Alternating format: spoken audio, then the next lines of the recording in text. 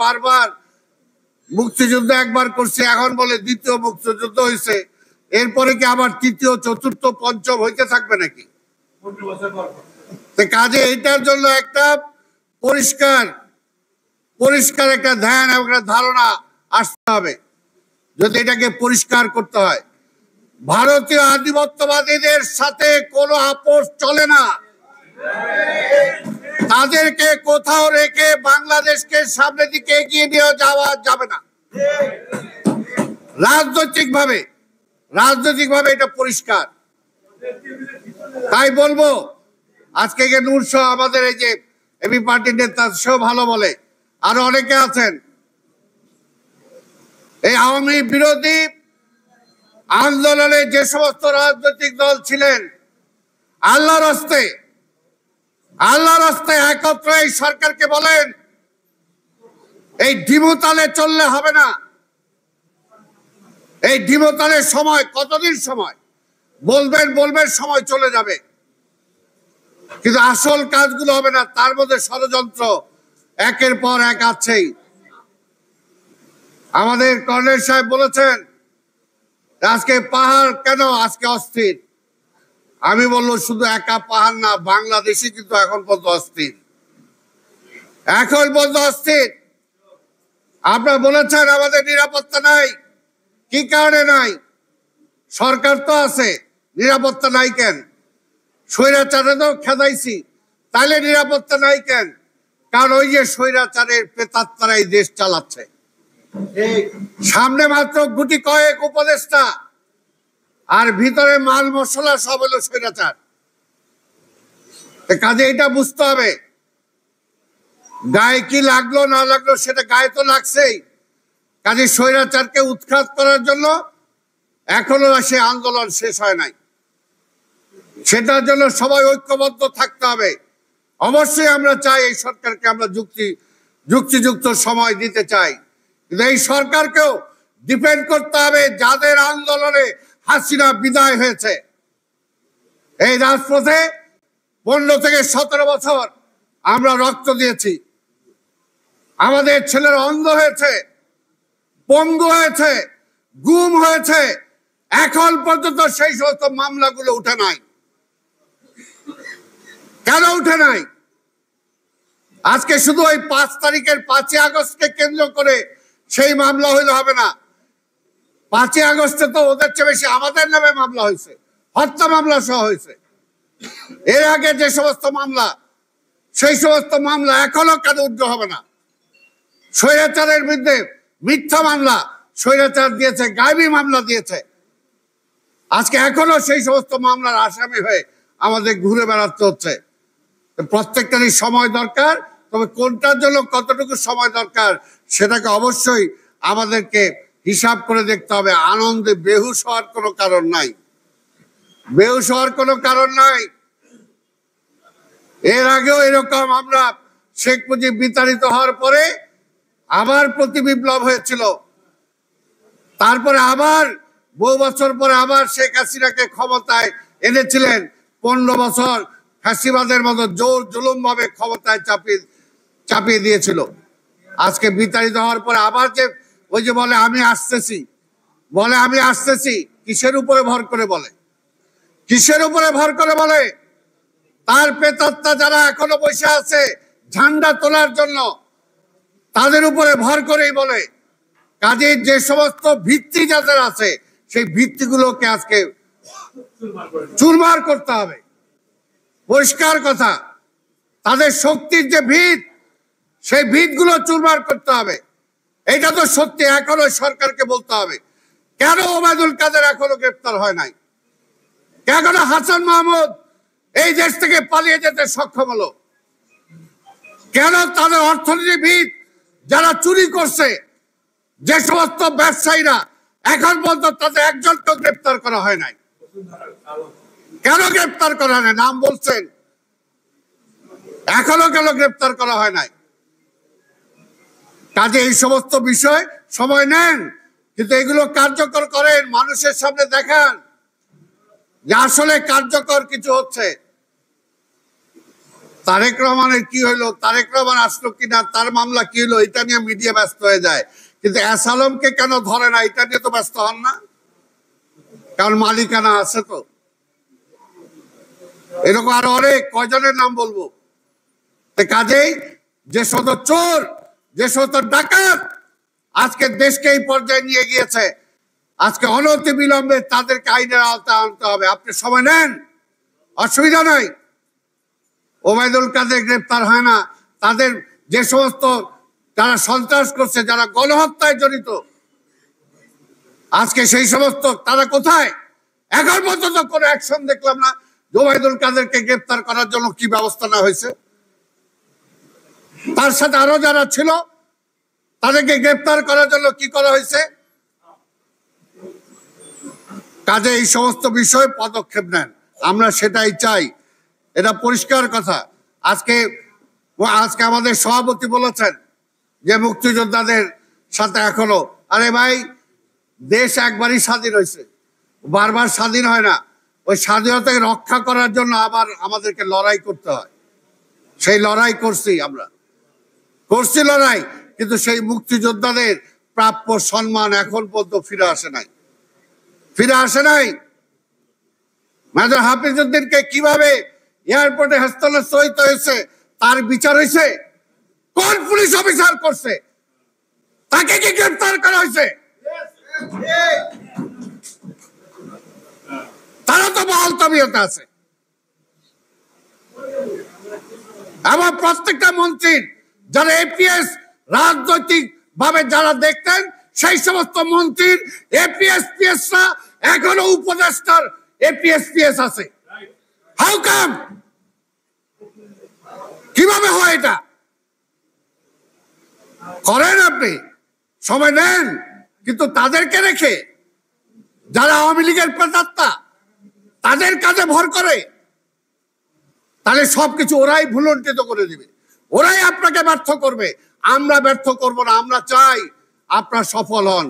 এই জন্য আমরা বারবার বলতেছি, এই সরকারকে ব্যর্থ হইতে দেওয়া যাবে না, তাহলে অভ্যুত্থানের মূল যে সেটাই ব্যর্থ হয়ে যাবে। এই জন্য আমরা চাই আপনাকে সময় দিতে, কিন্তু তাদের কাঁধে হাত রেখে হবে না। তাদেরকে কাঁধের থেকে হাত রাখা লাথি দিয়ে ফেলান, লাথি দিয়ে দূরে সরান, তারপরে সেটা সম্ভব হবে। তাই আজকে আমি বেশি বক্তব্য বাড়াতে চাই না। আমাদের এই কারণে বলবো যে আজকের এই যে পার্বত্য চট্টগ্রামের কথা বলা হলো, আরে পার্বত্য চট্টগ্রাম এখনো যে বাংলাদেশে আছে, সেটার জন্য ক্রেডিট দিতে হলে শহীদ রাষ্ট্রপতি জিয়া রহমানকে দিতে হবে। জিয়া রহমানের পদক্ষেপের কারণে এখনো পার্বত্য চট্টগ্রাম বাংলাদেশের অংশ আছে, তা না হলে বহু আগেই এই কাম করে দিত। কাজেই সেই বিএনপির সেই জাতীয়তাবাদী রাজনীতি বারবার প্রমাণ হয়েছে বাংলাদেশের জন্য, বাংলাদেশকে এগিয়ে নিয়ে যাওয়ার জন্য। বাংলাদেশের জাতীয়তাবাদের রাজনীতির কোনো বিকল্প বাংলাদেশে নাই, পরিষ্কার কথা। রাজনৈতিক ভাবে চিন্তা করতে হবে আমার, রাজনৈতিক শত্রুকে, রাজনৈতিক মিত্রকে আমাকে সেটা চিন্তা করতে হবে, সেটার উপরে ভর করেই আমাকে সামনে এগোতে হবে। আওয়ামী লীগ কখনো আমার রাজনৈতিক মিত্র হতে পারে না। তাই কাজে এই বিষয়গুলো অবশ্যই আমাদেরকে ভেবে দেখতে হবে।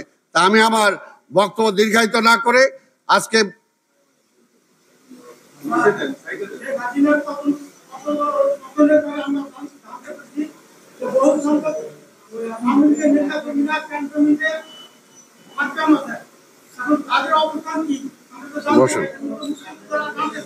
ঠিক আছে, অনেক, এটা একটা প্রশ্ন আমরা শুনছিলাম যে অনেককেই সেখানে রাখা হয়েছে। আমরা দেখতে চাই যে তাদের সবাইকে আইনের আওতায় আনা হয়েছে, আমরা এটা দেখতে চাই। কারণ এটা পরিষ্কার, ভাই, আমাদের ক্ষমতা দরকার নাই। বিএনপি ক্ষমতা চাইলে বিএনপি এর আগেও বহুভাবে ক্ষমতা পাইতো। বেগম খালেদা জিয়াকে এর আগে ক্ষমতা সাজা হয়েছিল, বেগম খালেদা জিয়া ক্ষমতা নেয় নাই, বিএনপি ক্ষমতা নেয় নাই।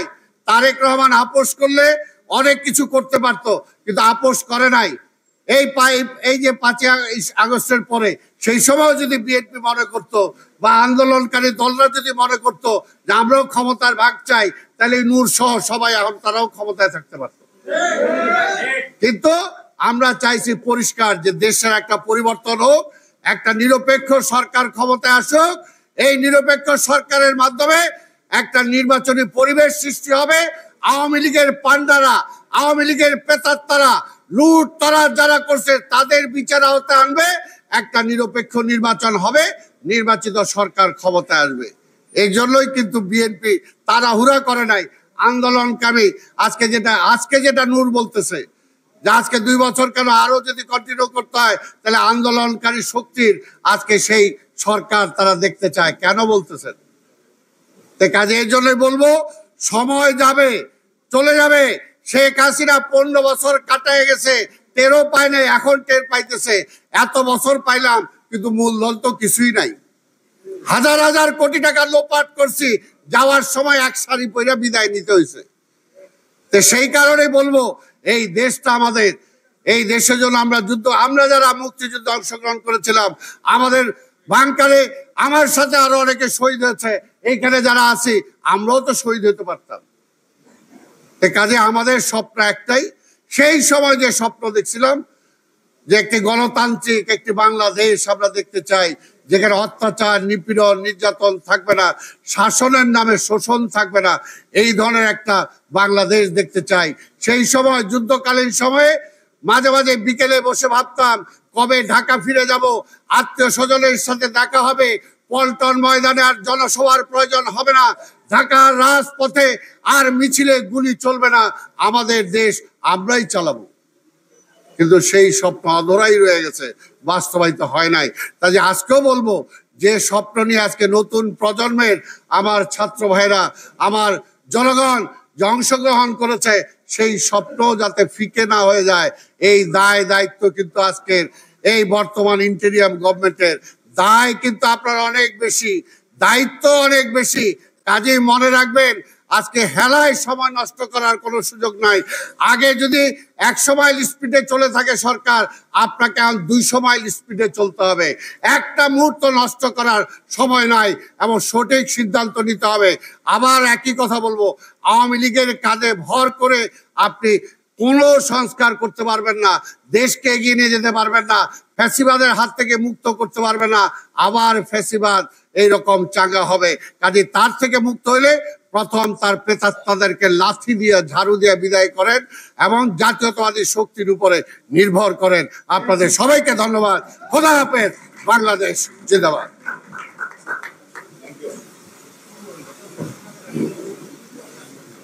প্রথমেই আমাদের একটা ভুল হয়ে গিয়েছে। 5ই আগস্টে যখন সরকারের পতন হয়েছিল, তখন আমাদের একটা ঘোষণা দিয়ে একটা কাজ করা উচিত ছিল, ধোলাই সপ্তাহ। সারা বাংলাদেশে যদি আওয়ামী ধোলাই সপ্তাহ করতাম, তাহলে আজকে আর এই ষড়যন্ত্র চলতো না। বন্ধুরা, এখন বক্তব্য রাখার জন্য অনুরোধ করছি রণাঙ্গনের বীর যোদ্ধা, বীর সিপাহ সালার, বাংলাদেশ জাতীয়তাবাদী দলের কেন্দ্রীয় কমিটির মুক্তিযোদ্ধা বিষয়ক সম্পাদক কর্নেল অবসরপ্রাপ্ত জয়নুল আবেদিনকে। কর্নেল অবসরপ্রাপ্ত জয়নুল আবেদিন।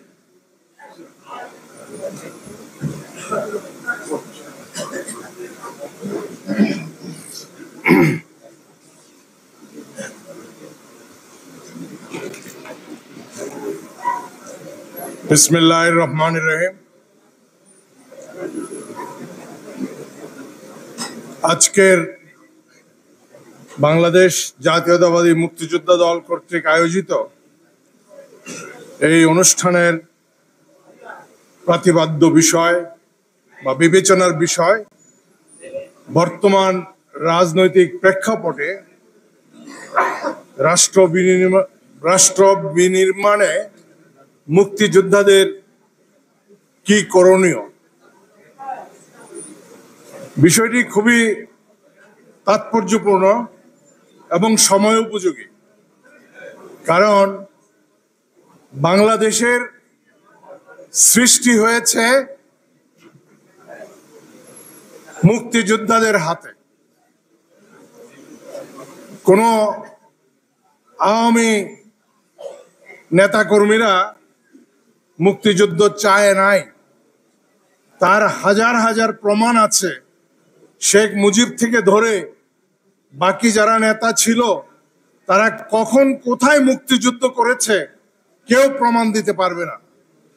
বরং তারা সেই মুক্তিযুদ্ধের সময়ে আপনারা বহুল আলোচিত শিলিগুড়ি সম্মেলনের কথা শুনেছেন, যেখানে তাদের আপোষের আলোচনাও হয়েছিল পাকিস্তানিদের সাথে।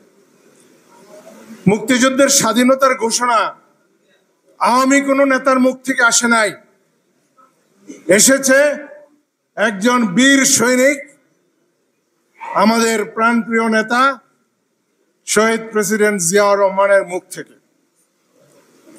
তিনি যদি সেই দিন স্বাধীনতা ঘোষণা না দিতেন তাহলে বাংলাদেশ বাস্তবে রূপান্তরিত একটি স্বাধীন দেশ হতে পারত না। কিন্তু শহীদ প্রেসিডেন্ট জিয়াউর রহমানকে অবমূল্যায়ন করা হয়েছে। ৭১-এর ১৬ই ডিসেম্বরের পরে স্বাধীনতা বা বিজয় হাইজ্যাক হয়ে গেছে, তাৎক্ষণিকভাবে এমন একটি অপশক্তির কাছে চলে গেছে, মুক্তিযোদ্ধারা শুধু অসহায়ের মতো তাকায় দেখতে হয়েছে কিভাবে আমাদেরকে নিরস্ত্র করা হয়েছে, কিভাবে আমাদেরকে ঘরে ফিরে যেতে বলা হয়েছে, কিভাবে আমাদেরকে সাধারণ একটি নাগরিকের মধ্যে একটু সম্মান দেওয়ার কোনো চিন্তা পর্যন্ত করেনি তারা। কারণ মুক্তিযুদ্ধকে যদি কোনোভাবে স্বীকারোক্তি দেয় তাহলে তা আওয়ামী লীগের বিরুদ্ধে যাবে, সেটাই ছিল তাদের ভয়।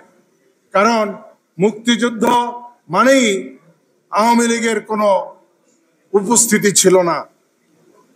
আজকে আমাদের বুঝতে হবে আমরা কেন মুক্তিযুদ্ধ করেছিলাম। এই যে মুক্তিযোদ্ধাদের করণীয়, আমরা যেই উদ্দেশ্যে মুক্তিযুদ্ধ করেছিলাম, যেই লক্ষ্যে মুক্তিযুদ্ধ করেছিলাম, যেই স্বপ্ন নিয়ে মুক্তিযুদ্ধ করেছিলাম, তার কি ছোট্ট ক্ষুদ্র পরিমাণও কি বাস্তবায়ন হয়েছে? যদি বাস্তবায়ন না হয়ে থাকে তাহলে আবার হয়তো একটা সুযোগ এসেছে, আমরা আমাদের অধিকার আদায় করে নেওয়ার জন্য রাজপথে থাকব। আমি মুক্তিযোদ্ধা দলের সভাপতি উলফতকে বলবো, আমরা সবাই মিলে আমাদের অধিকার আদায় করে নেব। আজকে মুক্তিযোদ্ধা দলের সভাপতিকে আমাদের বর্তমান ইন্টারিম গভর্নমেন্টের নেতারা বা কর্তারা একটি হিয়ারিং দেয় না, মুক্তিযোদ্ধাদেরকে কোনো ভূমিকা রাখার সুযোগই দিচ্ছে না। সুতরাং আমি উপদেশ দেব, আমরা যেন আবার রাজপথে আমাদের অবস্থান, আমাদের অস্তিত্ব যেন জানান দেই যে এই দেশ সৃষ্টি হয়েছিল মুক্তিযুদ্ধের মাধ্যমে, সৃষ্টি হয়েছিল এই মুক্তিযোদ্ধাদের জীবন বাজি রেখে যুদ্ধের মাধ্যমে, সৃষ্টি হয়েছিল লক্ষ লক্ষ শহীদের এবং লক্ষ লক্ষ মা বোনের ইজ্জতের বিনিময়ে, এবং সেই ত্যাগ স্বীকার করার মাধ্যমে যেই বাংলাদেশ স্বাধীন হয়েছে, সেই বাংলাদেশকে সুযোগ মতো এই প্রতিবেশী রাষ্ট্র এবং এই আওয়ামী লীগ ধ্বংস করেছে। আমরা সেই দেশকে আবার পুনর্গঠিত করতে চাই, আবার সুন্দর করে মুক্তিযুদ্ধের চেতনা এবং আদর্শের মাধ্যমে এই দেশকে আবার পুনঃপ্রতিষ্ঠা করতে চাই। এবং তার জন্য মুক্তিযোদ্ধাদের দাবি মুক্তিযোদ্ধাদেরই ছিনিয়ে আনতে হবে। আজকে এই সরকারকে জানান দিতে হবে যে আপনারা ভুলে গেছেন মুক্তিযোদ্ধারা এই দেশ এনেছিল, এবং মুক্তিযোদ্ধারা আজকে আবার এই দেশের ভবিষ্যৎ কি হবে তা আমরা ঠিক করব, বা আমাদের সাথে আলাপ করে ঠিক করবেন। আমি আমার বক্তব্য দীর্ঘায়িত করব না। আমি সভাপতিকে অনুরোধ জানাবো এই ধরনের আরো কিছু আলোচনা সভা করা, যেখানে নাকি আমরা আমাদের কোনো ওয়ার্কশপ সেমিনারের মাধ্যমে আমরা আমাদের যেই চিন্তা চেতনাগুলি আমরা সুন্দরভাবে লিপিবদ্ধ করতে পারি। আমাদের দাবি দেওয়া না, আমরা কি 20,000 টাকা ভাতা দিচ্ছে, যেটা নাকি একটা সিকিউরিটি গার্ডের ভাতা, 20,000 টাকা ভাতা দিয়া আমাদেরকে ঘুম পাড়ায় রাখছে। আমাদের দাবি দেওয়া দরকার নাই, আমাদের দাবি দেওয়া না, এই দেশের দাবি দেওয়া, এই দেশের জনগণের দাবি দেওয়া কি আমরা চিহ্নিত করব, আমরা এটা তুলে ধরবো এই সরকারের কাছে, এবং এইটাকে যেন অগ্রাধিকার দিয়ে বাস্তবায়ন করে সেই জন্য আমরা চাপ প্রয়োগ করব। আমি আজকে আমাদের যে প্রধান অতিথি একজন কিংবদন্তি মুক্তিযোদ্ধা, আপনারা জানেন, উনি সিলেট, তিনি যখন সিলেট বিজয় করে, সিলেটের স্বাধীনতা ঘোষণা করে স্বাধীনতার পতাকা উড়ান, সেই মেজর হাফিজউদ্দিন বীর বিক্রমকে বীর শ্রেষ্ঠ উপাধি দেওয়ার জন্য শহীদ প্রেসিডেন্ট জিয়াউর রহমান সাইটেশন পাঠিয়েছিলেন, কিন্তু তাকে সেই বীর শ্রেষ্ঠ দূরে থাকুক, বীর উত্তম না, বীর বিক্রম উপাধি দেওয়া হয়েছে। সুতরাং যখন এগুলি তাদের হাতে ছিল তখন মুক্তিযোদ্ধাদেরকে এইভাবেই অবমূল্যায়ন করা হয়েছে। আমার বক্তব্য আমি দীর্ঘায়িত করব না, অনেক সুন্দর সুন্দর কথা হয়েছে আগে বক্তারা এবং পরবর্তী বক্তারাও ভালো বলবেন। আমরা ঘরে বসে ওয়ার্কশপ সেমিনারের মাধ্যমে আমাদের কি করণীয় আমরা নির্ধারণ করে যথাযথ কর্তৃপক্ষের কাছে উপস্থাপন করব এবং চাপ প্রয়োগ করব এটা বাস্তবায়নের জন্য। আল্লাহ হাফেজ, সবাইকে ধন্যবাদ। আসসালামু আলাইকুম।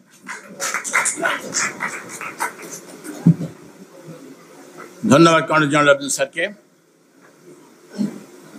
স্বাধীনতার অর্জন এবং মূল্যবোধকে গত 53 বছরে অসৎ রাজনীতিবিদরা এবং লুটেরারা নিশ্চিহ্ন করে দিয়েছে। ঠিক সেই মুহূর্তে এদেশের বীর ছাত্র জনতা এবং দেশপ্রেমিক সেনাবাহিনী, মাইক কি আসছে না, দেশপ্রেমিক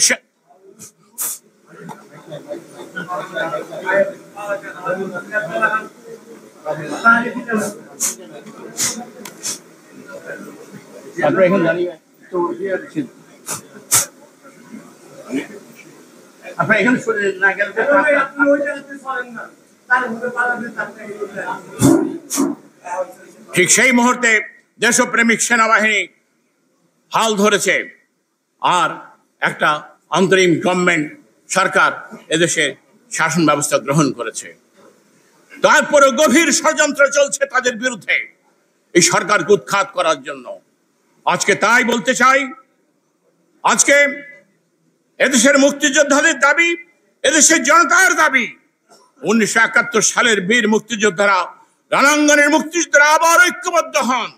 তখন 7.5 কোটি মানুষ আপনাদের সঙ্গে ছিল। আবার আজও এই সরকারের বিরুদ্ধে যারা ষড়যন্ত্র করছে তাদেরকে রুখে দেওয়ার জন্য 18 কোটি মানুষ আপনাদের সঙ্গে থাকবে ইনশাআল্লাহ। এখন বক্তব্য রাখার জন্য অনুরোধ করছি দক্ষিণবঙ্গের আদরের দুলাল,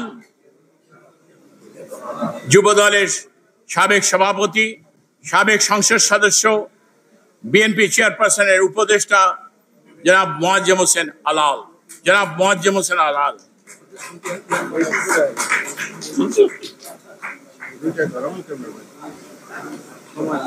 জানি না, আমি তো এতক্ষণ বলবো না, সালাম ভাই ততক্ষণ বলছে, শিওর থাকতে পারো। বিসমিল্লাহির রহমানির রহিম। সম্মানিত সভাপতি, বীর মুক্তিযোদ্ধা জনাব ইশতিয়াক হাজী জুলফত, আজকের পরম শ্রদ্ধেয় প্রধান অতিথি, যার পরিচয় দিতে গেলে অনেকগুলো বিশেষণ ব্যবহার করলেও আমি তৃপ্ত পাবো না, আমাদের সবার প্রিয় হাফিজ ভাই, মঞ্চে উপস্থিত অন্যান্য সম্মানিত রণাঙ্গনের মুক্তিযোদ্ধা বৃন্দ, সামনের মুক্তিযোদ্ধা বৃন্দ, সম্মানিত অতিথিগণ, বোন এবং ভাইরা, আসসালামু আলাইকুম। এখানে আমার পেছনে ব্যানারে যে বিষয়বস্তুটি আছে তাতে কিছু প্রস্তাবনার আহ্বান জানানো হয়েছে যে মুক্তিযোদ্ধাদের বর্তমান করণীয়টা কি হতে পারে। সুতরাং অতীত ইতিহাসে আমি না যাওয়ার জন্যই চেষ্টা করব, কি করণীয় সেই বিষয়ে অল্প কিছু কথা আপনাদের সামনে বলার একটা প্রচেষ্টা আমার থাকবে। বন্ধুরা, আমার জীবনে একটা আফসোস রয়ে গেছে, আমি বিভিন্ন সময় বলেছি যে মুক্তিযুদ্ধে অংশগ্রহণ করতে আমি পারিনি, কিন্তু আমার পাশাপাশি গর্ব রয়েছে যে আমার বড় ভাই এবং আমার এক মামাতো ভাই দুজন মিলে একত্রে মুক্তিযুদ্ধে গিয়েছিলেন এবং গ্রেনেড ভর্তি একটা কাপড়ের ব্যাগ তাদের হাতে আমি তুলে দিয়েছিলাম। এতটুকু একটা স্মৃতি জড়িত আছে। আর কষ্টটা আছে সেখানে যে নবম সেক্টরের কমান্ডার মেজর জলিলকে কোনো উপাধি দেওয়া হয়নি, তাকে কারাগারে নিক্ষেপ করা হয়েছে এবং আরো অনেককে এভাবে বঞ্চিত করা হয়েছে। আরো কষ্ট আছে, ইতিহাস বিকৃতির কষ্ট আছে। কারণ পাক ফ্যাশন টেইলার্সে প্রথম মুক্তিযুদ্ধের বাংলাদেশের, স্বাধীন বাংলাদেশের মানচিত্র কেমন হবে, সেই যে মানচিত্রের যে একটা ফ্রেম দাঁড় করানো হয়েছিল, লাল সবুজের পতাকা এবং তার উপরে বাংলাদেশের মানচিত্র, এইটা তৈরি করেছিল পাক ফ্যাশন টেইলার্স। সেটা জিন্না অ্যাভিনিউতে তখন ছিল, পরবর্তীতে এটা বঙ্গবন্ধু অ্যাভিনিউ হয়েছে। কিন্তু কারা তৈরি করেছিল তাদের নাম আজ পর্যন্ত মুক্তিযুদ্ধের ইতিহাসে আসে নাই। 1971 16ই ডিসেম্বর স্বাধীনতার পরে 32 নম্বর ধানমন্ডির সামনে প্রথম একজন মানুষকে পিটিয়ে হত্যা করা হয়েছিল 16ই ডিসেম্বর সকালবেলা। সেটা করেছিল আওয়ামী লীগের লোকেরা। ওই মানুষটা ছিল উর্দু ভাষী, অর্থাৎ যাদেরকে আমরা বিহারি বলি। 9 মাস সে পালিয়েছিল আওয়ামী লীগ করে এই অপরাধে। তার স্বগোত্রীয় লোকেরা তাকে হত্যা করতে চেয়েছিল।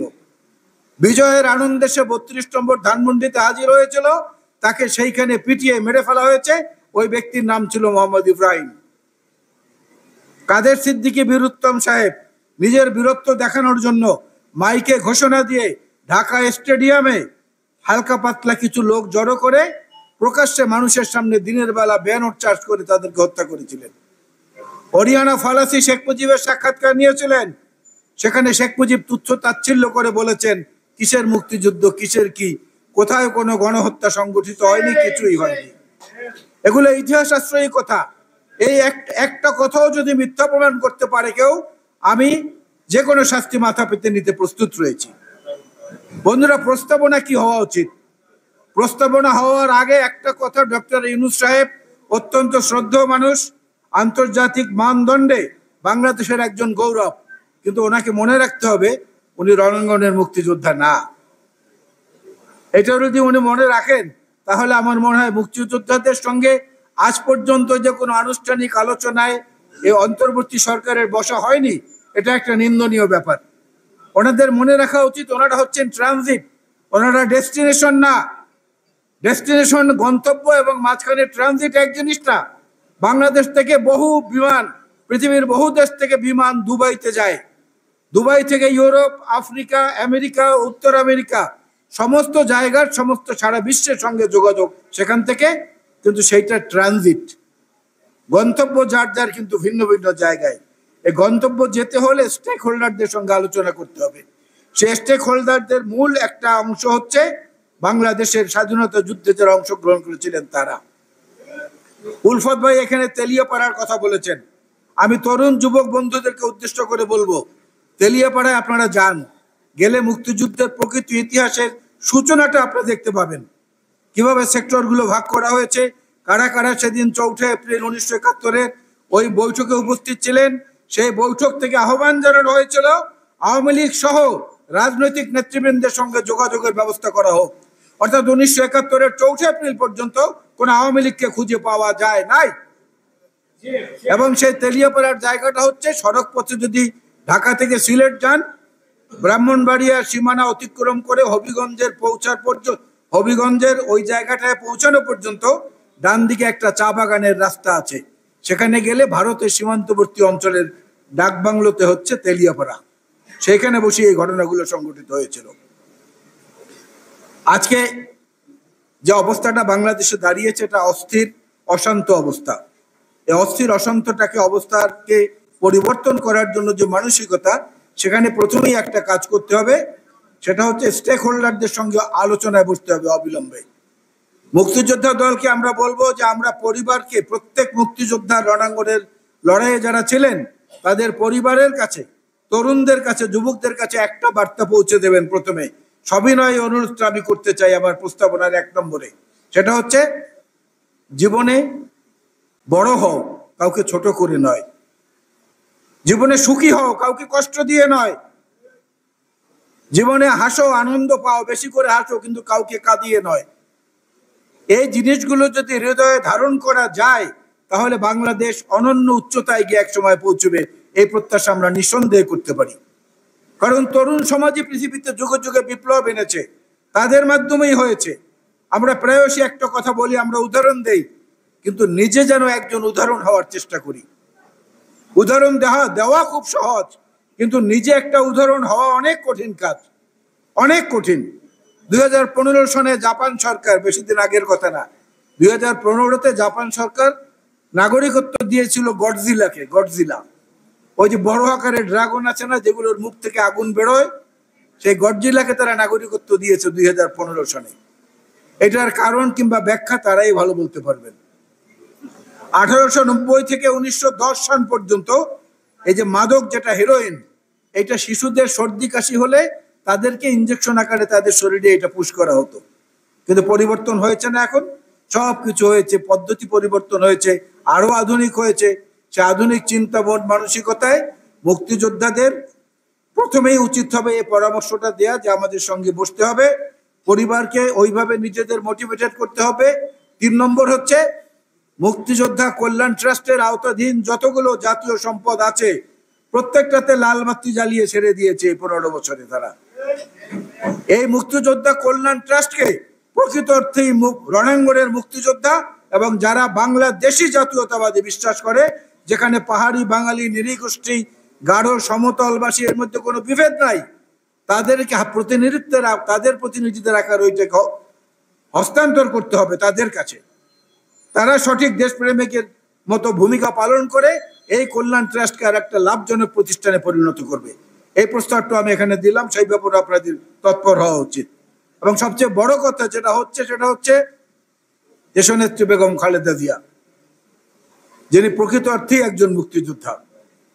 শহীদ জিয়াউর রহমান বীরুত্তম প্রকৃত অর্থেই একজন মুক্তিযোদ্ধা। আর এই বর্তমান প্রজন্মের সামনে আদর্শের স্ফুলিঙ্গ হয়ে যিনি আছেন জনাব তারেক রহমান, তার স্বদেশ প্রত্যাবর্তনের ব্যাপারেও মুক্তিযোদ্ধাদের পক্ষ থেকে সবচেয়ে বেশি সোচ্চার ধ্বনি তোলা উচিত। এবং তার মধ্য দিয়ে নতুন নেতৃত্ব এবং বাংলাদেশের সংবিধান অনুযায়ী প্রজাতন্ত্রের মালিক যারা বাংলাদেশের জনগণ, তাদের কাছে তাদের মতামতের ভিত্তিতে একটা সুষ্ঠু নির্বাচনের যে রোডম্যাপ, সেই রোডম্যাপের ব্যাপারে আপনারা এই সরকারকে চাপ প্রয়োগ করেন।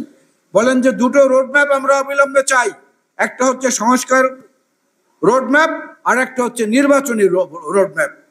এই দুইটা রোডম্যাপকে একত্র করে এই সরকার সেই নির্দিষ্ট পথে হাঁটুক, তাহলে ইনশাল্লাহ সবাইকে নিয়েই আমরা বিজয়টা অর্জন করতে পারবো। এবং যে বিজয়টা হবে 1971-এর মুক্তিযুদ্ধের, স্বাধীনতা যুদ্ধের যে স্বপ্ন, সাম্য, মানবিক মর্যাদা এবং সামাজিক ন্যায় বিচারের যে লড়াই, সেখান থেকে সেইটাকে শুরু করতে হবে এবং সেইখান থেকেই নতুন ধারার আবার একটা যুগের পরিবর্তন আসবে। এই প্রত্যাশায় জাতীয়তাবাদী মুক্তিযোদ্ধা দলকে আজকের এই সময়োপযোগী আলোচনার ব্যবস্থা করার জন্য আমার পক্ষ থেকে, বিএনপির পক্ষ থেকে ধন্যবাদ জানিয়ে আল্লাহ হাফেজ। বাংলাদেশ জিন্দাবাদ, জাতীয়তাবাদী মুক্তিযোদ্ধা দল জিন্দাবাদ। আসসালামু আলাইকুম।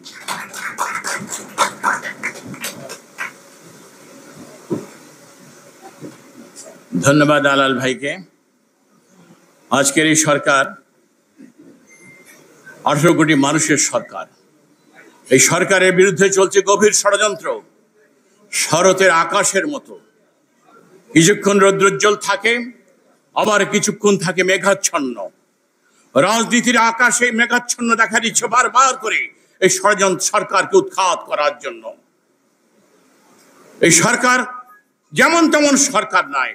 এই সরকার আজকে ভোট ডাকাতির সরকার নয়, ভোট চুরির ডাকাতি নয়, ভোটার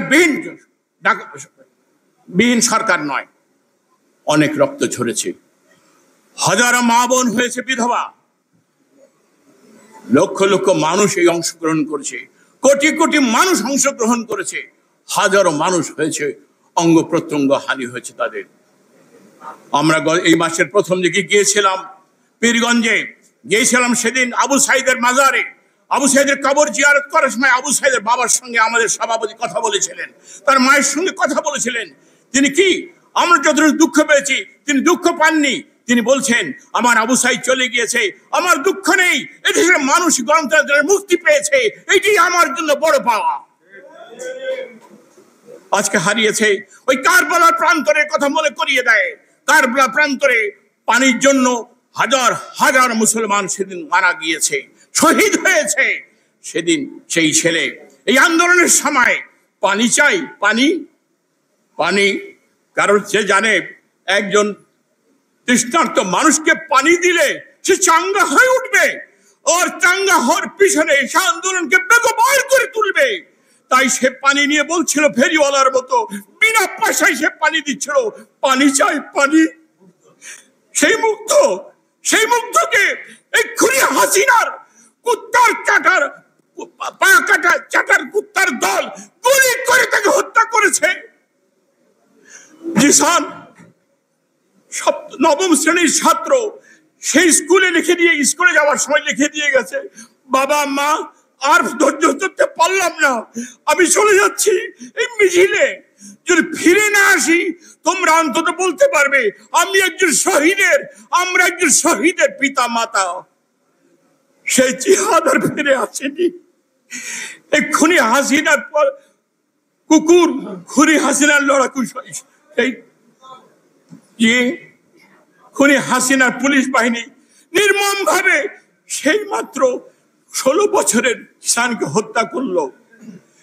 এত রক্তের বিনিময়ে যে সরকার এসেছে, সেই সরকারের বিরুদ্ধে কোন ষড়যন্ত্র আমরা বরদাস্ত করব না। ভুল চুক থাকতে পারে সরকারের, সেই সরকারের ভুল চুককে আমরা ধরিয়ে দেবো। আমরা চিরেই বলবো এই দেশ আমরা এনেছি, এই দেশের স্বাধীনতা আমরা এনেছি, আর মুক্তিযুদ্ধরা এই দেশ দিতে পারেনি আমরা বাক স্বাধীনতা, কিন্তু ছাত্ররা দিয়েছে। তা বলে আমাদেরকে অবজ্ঞা করবেন না, আমাদের সাথে কথা বলুন কিভাবে এই দেশটাকে এগিয়ে নিয়ে যাওয়া যায়। বন্ধুরা, এখন বক্তৃতা করবেন আপনারা সবাই জানেন, যার জন্য অপেক্ষা করছি আপনারা তাকে চেনেন জানেন, নির্যাতিত নেতা, 6 বার যিনি সংসদ সদস্য নির্বাচিত হয়েছেন, বীর সিপাহসালার 1971 সালের মহান স্বাধীনতা যুদ্ধের সময় যশোর থেকে যিনি 200 সেনাবাহিনী নিয়ে বিদ্রোহ ঘোষণা করেছিলেন, সেই বীর মেজর অবসরপ্রাপ্ত হাফিজউদ্দিন, বিএনপি স্থায়ী কমিটির সদস্য মেজর হাফিজউদ্দিন বীর বিক্রম এখন বক্তৃতা করছেন। আমি অনুরোধ করবো সবাইকে দাঁড়িয়ে তাকে সম্মান প্রদর্শন করার জন্য।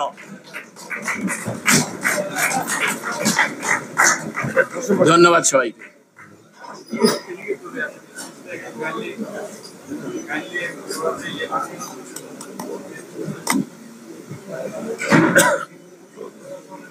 আমার শরীরটা খারাপ, ভয়েসটাও নষ্ট হয়ে গিয়েছে সর্দির কারণে, ক্ষমা সুন্দর দৃষ্টিতে দেখবেন।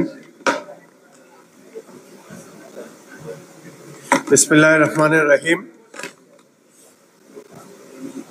আজকের এই মনোজ্ঞ আলোচনা অনুষ্ঠানের সম্মানিত সভাপতি বীর মুক্তিযোদ্ধা জনাব ইশতিয়াক আজিজ উলফত, মঞ্চে উপবিষ্ট বিজ্ঞ আলোচক বৃন্দ, আমার সামনে উপবিষ্ট জাতির গর্ব 71 মহান মুক্তিযুদ্ধের সৈনিক বৃন্দ, সুধীমণ্ডলী, আসসালামু আলাইকুম। আমি প্রথমেই মুক্তিযোদ্ধা দলকে আন্তরিক ধন্যবাদ জানাচ্ছি।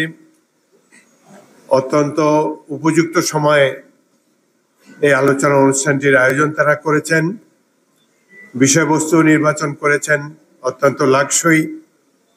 আমরা এখন যে বাংলাদেশে বসবাস করছি, আমাদের করণীয় কি, মুক্তিযোদ্ধাদের করণীয় কি? সত্যি বলতে কি, এই ফ্যাসিস্ট হাসিনার পলায়নের পর আজকেই প্রথম সভায় আমরা মুক্তিযোদ্ধারা একত্রিত হয়েছি। অত্যন্ত আনন্দঘন একটি পরিবেশ, আমি নিজে অত্যন্ত এনজয় করি। এখানে যারা মঞ্চে বসা আছেন প্রত্যেকেই সুবক্তা, চমৎকারভাবে বক্তব্য রেখেছেন, বিশ্লেষণ করেছেন, তাদের সঙ্গ আমি খুবই উপভোগ করি। আজকে এই বাংলাদেশ এত তাড়াতাড়ি আমরা দেখব, আমরা অনেকেই কল্পনা করিনি। অনেক মিটিং, এখানেই অনেক মিটিং করেছি, কেবলমাত্র আমাদের বক্তব্যে আক্ষেপ ধ্বনিত হয়েছে, কবে এই শেখ হাসিনা যাবে, এক দফা এক দাবি, কবে যাবি, এইসব স্লোগানের মধ্যে দিয়ে দীর্ঘদিন 15-16 বছর তিনি কাটিয়ে দিয়েছেন। কিন্তু আল্লাহ যে একজন আছে, সৃষ্টিকর্তা যে আছে, তিনি ছাড় দেন কিন্তু একদম ছেড়ে দেন না। এটাই প্রমাণিত হয়েছে 5ই আগস্ট তারিখে। বাংলাদেশের 1971 সালে আমরা যারা বাংলাদেশকে দেখেছি, সেটি ছিল অত্যন্ত দুর্বার উন্মূল বাংলাদেশ, সাহসী মানুষের, তরুণদের পদভারে প্রকম্পিত বাংলাদেশ। এবং যে মহান মুক্তিযুদ্ধের পর আমরা স্বাধীনতা পেলাম, তারপর থেকে ধীরে ধীরে সামাজিক অবক্ষয় শুরু। আমরা ভেবেছিলাম যে স্বপ্ন ধারণ করে আমরা যুদ্ধ করেছিলাম, সাম্য, মানবিক মর্যাদা, সামাজিক ন্যায় বিচার, এগুলো বোধহয় আওয়ামী লীগের দুঃশাসনের কারণে বাংলাদেশের রাজনৈতিক মানচিত্র থেকে ক্রমান্বয়ে হারিয়ে যাবে। ধীরে ধীরে আমরা হতাশ হয়ে যাচ্ছিলাম। আমরা রাজপথে খুঁজে বেরিয়েছি কোথায় সেই সাহসী তরুণ যে একটি রাইফেল হাতে নিয়ে মাত্র 1 মাসের ট্রেনিং সম্বল করে মাইনফিল্ড পেরিয়ে শত্রুর গোলাগুলি অতিক্রম করে হাতাহাতি যুদ্ধ করেছে শত্রুদের বাংকারে। কোথায় সেই সাহসী যুবকেরা? আমরা ভেবেছিলাম যে এদের বোধহয় আর দেখা পাওয়া যাবে না। আমরা অত্যন্ত ভাগ্যবান, আমাদের মতো যারা সিনিয়র সিটিজেন, বয়স্ক মানুষ, আমরা বাংলাদেশের প্রকৃত চিত্র, স্বাধীনতাকামী দুর্বার মুক্তিযোদ্ধাদেরকে আবার দেখার মতো সুযোগ পেয়েছি, দ্বিতীয়বারের মতো দেখার সুযোগ পেয়েছি এই বাংলাদেশের বিভিন্ন রাজপথে। স্বাধীনতার পর থেকেই আমাদের আক্ষেপ ছিল যে ইতিহাস বিকৃত করা হয়েছে, প্রকৃতপক্ষে বিকৃত করা হয়েছে। যারা স্বাধীনতার কথা চিন্তাও করে নাই, স্বাধীনতার জন্য কোনো পদক্ষেপ নেয় নাই, তারা এই স্বাধীনতার সোল এজেন্ট হয়ে গেল 16ই ডিসেম্বর 71-এর পর। তারা চেয়েছে পাকিস্তানের প্রধানমন্ত্রী হওয়ার জন্য, তারা ভোটের রাজনীতি করে, জনগণ তাদেরকে ভোট দিয়েছে পাকিস্তানের প্রধানমন্ত্রী হওয়ার জন্য, ক্ষমতায় যাওয়ার জন্য। সেটি নিয়ে তারা থাকলেই সেটাই সঠিক হতো। কিন্তু স্বাধীনতা পরে তারা নতুন থিওরি দিল যে তারা বহু আগে থেকে নাকি দেশের স্বাধীনতার জন্য সংগ্রাম করে এসেছে। অথচ 71-এর স্বাধীনতা যুদ্ধ ছিল সাধারণ মানুষের যুদ্ধ, আপনাদের যুদ্ধ, আমাদের যুদ্ধ, যারা রাজনীতি করে না তাদের যুদ্ধ।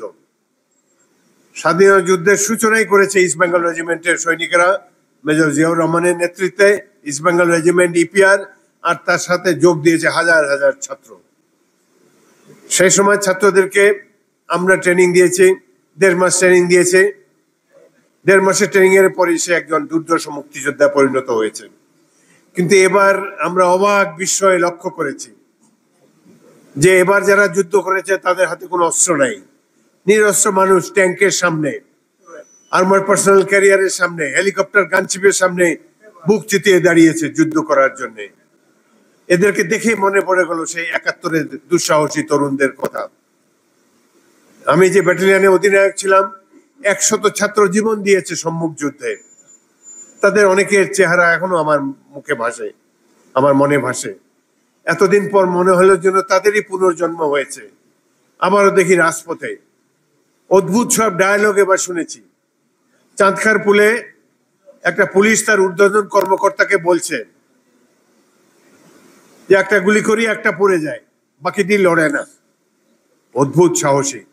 এখানে একটা গুলি করলে হাজার হাজার মানুষ পালিয়ে যায়, সেখানে গুলিতে আহত হয়ে ঢলে পড়ছে, রাজপথ রঞ্জিত হচ্ছে তার রক্তধারায়, কিন্তু অন্য কেউ মরছে না, শুধু একজন এসে তাকে তুলে নিয়ে হাসপাতালে নিয়ে যাচ্ছে, বাকিরা সবাই দাঁড়িয়ে আছে। এই দুঃসাহস কেমন করে তারা অর্জন করলো? আমার মনে হয় পৃথিবীর ইতিহাসে এই দৃশ্য আর কোথাও কেউ দেখবে না। আমরা অত্যন্ত ভাগ্যবান যে বাংলাদেশে এই দৃশ্য দেখতে পেয়েছি। আমাদেরকে পার ক্যাপিটা ইনকামের হিসাবে বলা হয় যে দরিদ্র জাতি বা মধ্যম আয়ের জাতি।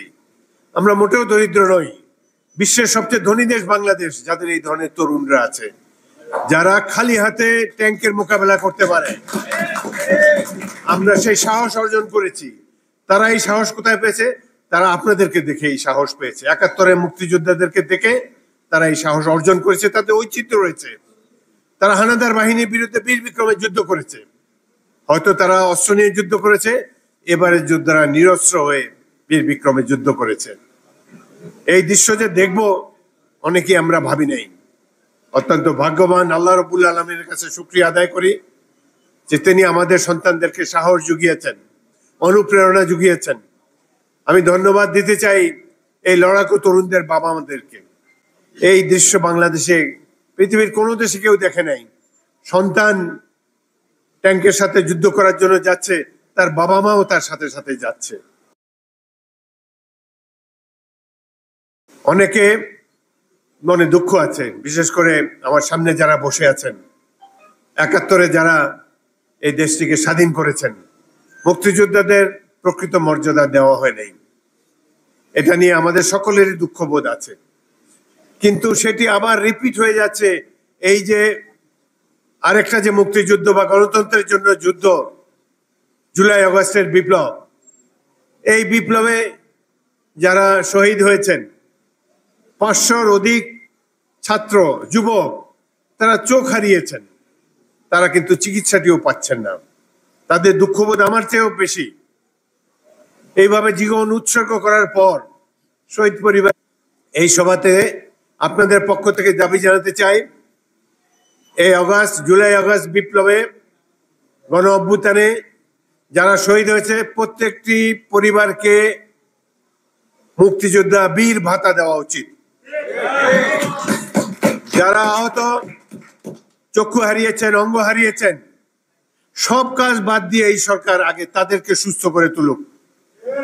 তারা যদি অনাদার এবং বঞ্চনায়, অবহেলায় যদি তারা মৃত্যুবরণ করে, এর চাইতে দুঃখের আর কিছু হয় না। সারা পৃথিবী ধিক্কার দিবে আমাদেরকে। বর্তমান সরকার সম্পর্কে কি বলবো? প্রফেসর ইউনূস বাংলাদেশের কৃতি সন্তান, তিনি ব্র্যান্ড নেম বাংলাদেশের, আমাদের সকলেরই শ্রদ্ধেয়, কিন্তু তার কোনো রাজনৈতিক অভিজ্ঞতা ছিল না। তিনি নিজেও রাজনীতি বিমুখ। তার একটা বিষয় অত্যন্ত বিনয়ের সাথে বলতে চাই, তার আরো কেয়ারফুল হওয়া উচিত ছিল। এই উপদেষ্টা পরিষদের অর্ধেকেরও বেশি তারা এই বিপ্লবী চেতনা ধারণ করেন না। তারা সামাজিক পরিচিতির কারণে বা ইউনূস সাহেবের সাথে নৈকট্যের কারণে রাষ্ট্র পরিচালনার দায়িত্ব পেয়েছেন, কিন্তু এদের অনেকেই শেখ হাসিনার সহায়তার তালিকায় ছিলেন। তারা আগের সরকারগুলোকে সাহায্য করেছেন, 111 সময়ও করেছেন। এই কালকেও টেলিভিশনে দেখলাম একজন উপদেষ্টা, ইউটিউবে দেখলাম কিভাবে প্রশংসা করেছে শেখ হাসিনার। মনে হয় যে এরকম নেতা নেত্রী আর বাংলাদেশে আসে নাই। এদেরকে কেন আপনি উপদেষ্টা পরিষদে স্থান দিয়েছেন? আর একটু সময় নিয়ে প্রকৃত দেশপ্রেমিকদেরকে নেওয়া উচিত ছিল।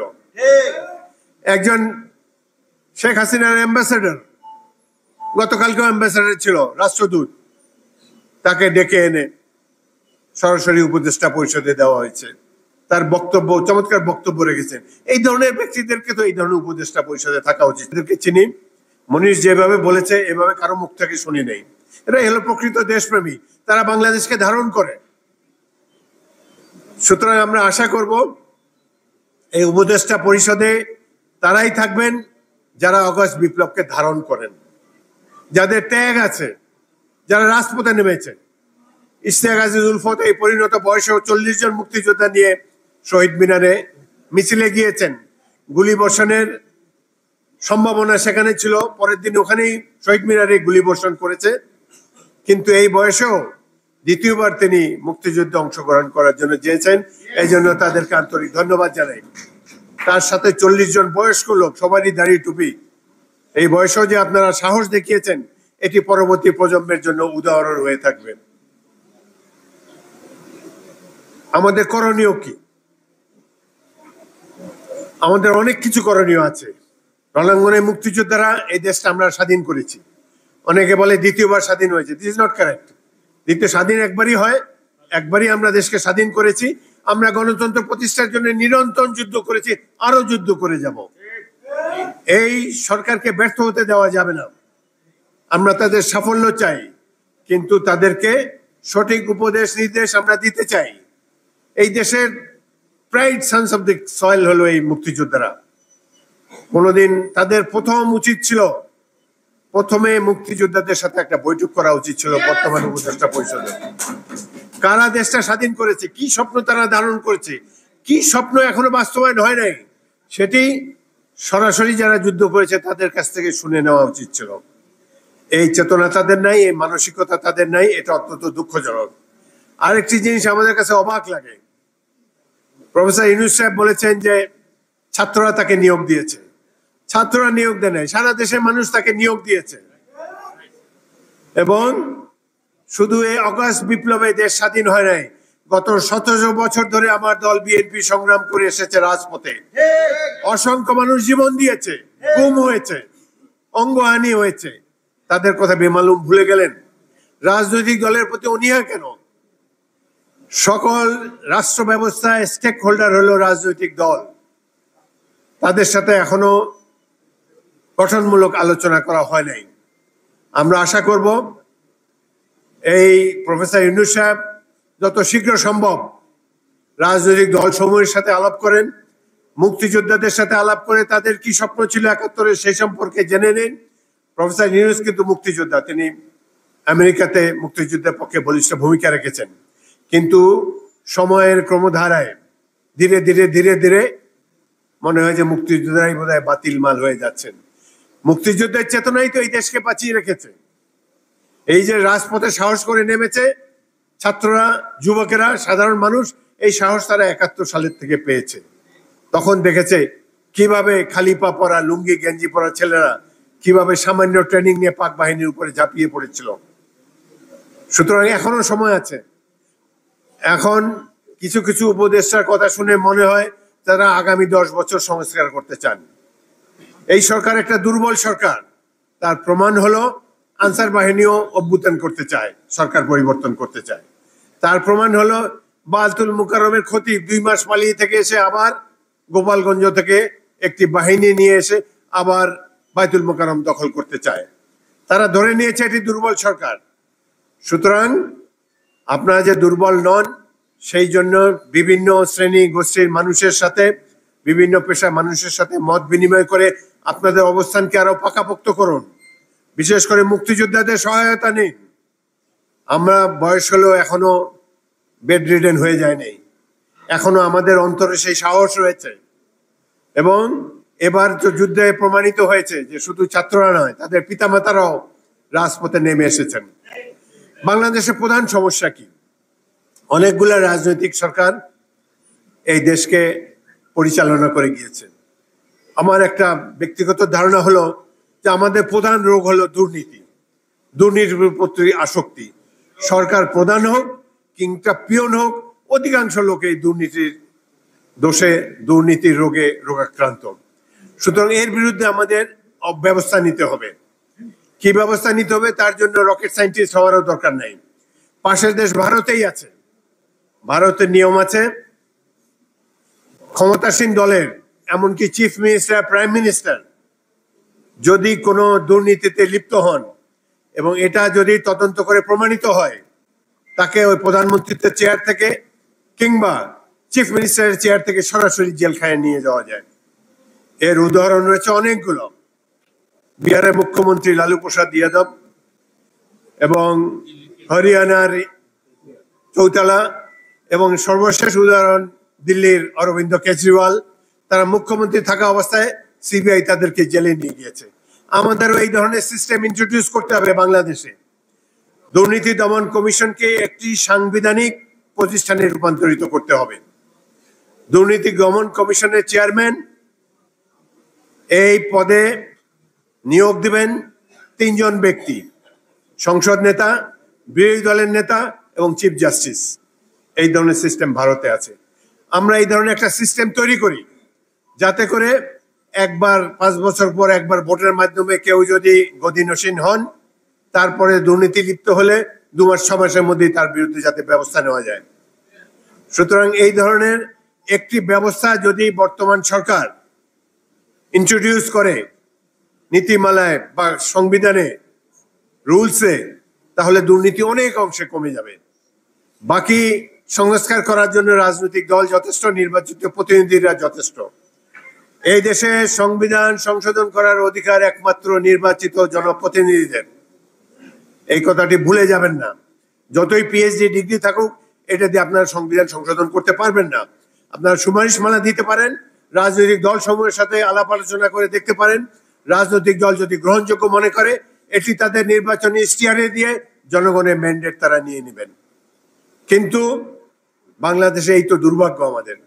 স্বাধীনতার পর যেমন মুক্তিযোদ্ধারা অবহেলিত ছিল, এখনো জীবন বিপন্ন করে যারা আগস্ট বিপ্লবকে সাফল্যের দ্বার প্রান্তে নিয়ে গিয়েছেন, তারা এখন বিনা চিকিৎসায় হাসপাতালে হাসপাতালে ঢুকছেন। কত নির্মম এইসব দেশের সরকার, যাদের ত্যাগের তিতিক্ষার বিনিময়ে গাড়িতে পতাকা লাগিয়েছেন, তাদেরকে এত তাড়াতাড়ি ভুলে গেলেন। ৭১ মুক্তিযুদ্ধের কথা ভুলে গেলেন। কিভাবে এই দেশটি ইয়াহিয়া খান এবং অন্যান্য খানেরা যারা বলেছিল, এখানে আমানুল্লাহ খান নিয়াজিম, এখানকার ইস্টার্ন কমান্ডের যে অধিনায়ক জেনারেল নিয়াজি বলেছে বাঙালিদের জিন পরিবর্তন করে দেবেন, বাঙালিদের আমাদের যে রাষ্ট্রীয় আমাদের যে বৈশিষ্ট্য সেটা পরিবর্তন করে দেবেন পাঞ্জাবি সৈনিকদের মাধ্যমে। আমরা অর্ধেক পাঞ্জাবি অর্ধেক বাঙালি হয়ে জন্মগ্রহণ করব। কত নিকৃষ্ট চিন্তা ভাবনা তাদের ছিল। এই ধরনের চিন্তা ভাবনার কারণেই জনগণ ফুঁসে উঠেছিল। এবারও শেখ হাসিনা যখন সবাইকে ঢালাওভাবে রাজাকার বলেছে, সারা জাতি ফুঁসে উঠেছিল। ভাই প্লিজ প্লিজ গো আউট। সুতরাং আপনাদের এখন ওই আগের বার যেরকম ৭১ পরে যেভাবে আমরা ছাড় দিয়েছি, দৃষ্টি রাখবো এই সরকারের প্রতি। সংস্কারের রূপরেখা প্রয়োজন হলে আমরাও দেব। আমি আশা করব প্রধান উপদেষ্টা ফিরে এসে মুক্তিযোদ্ধা সংসদের মুক্তিযোদ্ধা দলের প্রতিনিধিদেরকে ডাকবেন, জানতে চাইবেন ৭১ মুক্তিযুদ্ধ সম্পর্কে। তারা বিদেশে ছিলেন, দেশে কিভাবে সংগঠিত হয়েছে মুক্তিযুদ্ধ। এই ইতিহাস বিকৃতির হাত থেকে ইতিহাসকে রক্ষা করতে হবে এবং সবশেষে আগস্ট বিপ্লবের ইতিহাসও যেন কেউ বিকৃত করতে না পারে। এই সরকার ছাত্রদের সরকার নয়, এই সরকার জাতির সরকার, বাবা মার সরকার। ছাত্র সরকার নয়, তাদের বাবা মারও সরকার। এই সরকার সকল বিরোধী দল যারা ১৭ বছরে দুঃশাসনের বিরুদ্ধে সংগ্রাম করেছে তাদের সরকার।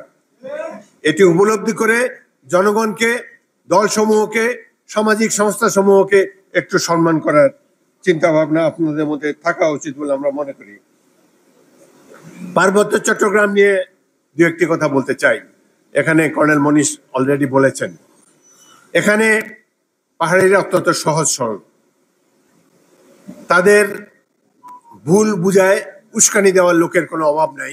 বিশেষ করে বিদেশ থেকে তাদের প্রতি নানান ধরনের কর্মকাণ্ড চালানো হয় যাতে সহজ সরল মানুষের জীবন বিপন্ন হয়, তাদেরকে যাতে ভুল পথে চালিত করা যায় কিনা সেই সম্পর্কে একটা চেষ্টা করা থাকে। শহীদ রাষ্ট্রপতি জিয়াউর রহমান শক্ত সঠিক পদক্ষেপ নেওয়ার ফলে এখনো এই পার্বত্য চট্টগ্রাম বাংলাদেশের মানচিত্রে রয়েছে। কিন্তু এতদিন পর তাদেরও নিশ্চয়ই অনেক কিছু উপলব্ধি হয়েছে এবং আলাপ আলোচনার মাধ্যমে এইসব সমাধান করা যায়। আমি আশা করব আমাদের প্রতিবেশী রাষ্ট্র তাদেরকে আর উস্কানি দেবে না, তাদেরকে ট্রেনিং দিয়ে অস্ত্র হাতে আবার হিল ট্রাক্সের মধ্যে ঢুকাবার চেষ্টা করবেন না। যদি তাহলে করতে হয়, সারা জাতি আমরা যুদ্ধ করার জন্য প্রস্তুত আছি। প্রত্যেকটি স্কুলে যে বিএনসিসি আছে, কলেজে, ইউনিভার্সিটিতে সকল ছাত্রকে সামরিক প্রশিক্ষণ দেওয়া হবে। ইনশাল্লাহ বিএনপি ক্ষমতায় গেলে আমরা সেই ব্যবস্থা করব। আমরা একটা যোদ্ধার জাতি, 12 মাসই যুদ্ধের লিপ্ত থাকবো। এই ছাত্রদের তাদের ত্যাগ তিতিক্ষার কথা প্রশংসা করার ভাষা আমাদের নাই। যেইভাবে তারা নিরস্ত্র অবস্থায় এই হাসিনার দুঃশাসনের বিরুদ্ধে সংগ্রাম করেছে, এটি আমাদের জন্য ইতিহাস। সারা বিশ্ববাসীর প্রশংসা কুড়িয়েছে বাংলাদেশ এই নিরস্ত্র সংগ্রামের ফলে। অনেক কষ্ট লাগে এই দেশের বাঙালিরা, এই দেশের মানুষ কিভাবে, আপনার আমার সন্তান অনেকেরই আত্মীয় স্বজন হারিয়ে গিয়েছে, কিভাবে কি নির্মম ভাবে তারা গুলি করে হত্যা করেছে মানুষকে। হেলিকপ্টার থেকে গুলি করে 32টি শিশুকে হত্যা করা হয়েছে। আমরা এই কথা কোনোদিন ভুলবো না। আমরা যতদিন বেঁচে আছি এই আগস্ট বিপ্লবের আদর্শকে ধারণ করেই বাঁচব এবং যেই সরকারই আসুক তাদেরকে সীমার বাইরে যেতে দেব না।